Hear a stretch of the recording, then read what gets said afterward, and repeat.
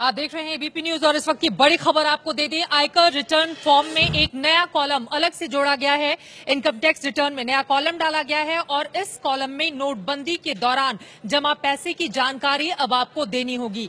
2 लाख से ज्यादा पैसे जमा करने की जानकारी आपको देनी होगी। 8 नवंबर यानी कि जिस दिन नोटबंदी का ऐलान हुआ था उस दिन के बाद से अगर आपने 2 लाख या उससे ज्यादा की रकम जमा की है बैंकों में तो उसकी जानकारी आपको इनकम टैक्स रिटर्न फॉर्म में देनी होगी। ये नई व्यवस्था की गई है। शिशिर सिन्हा हमारे संवाददाता इस वक्त जुड़ चुके हैं ज्यादा जानकारी के साथ। शिशिर, विस्तार से बताइए ये नई व्यवस्था किन किन बातों को ध्यान में रखते हुए की गई है और क्या है इसमें? देखिए, अभी जो आप इनकम टैक्स रिटर्न दाखिल करेंगे 2016-17 के लिए, जिसके लिए आमतौर पे आखिरी तारीख 31 जुलाई हुआ करती है, उसके लिए नए फॉर्म जो है वो नोटिफाई किए।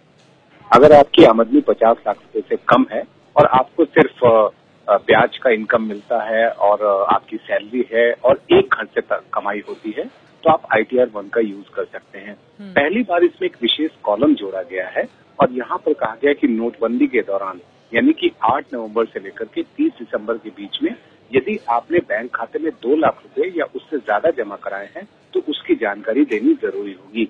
ये व्यवस्था इसलिए की गई है ताकि काले धन को लेकर के जो कुछ भी जानकारी स्वेच्छा से लोग दे सके उसके बारे में इनकम टैक्स विभाग को पता चल जाए।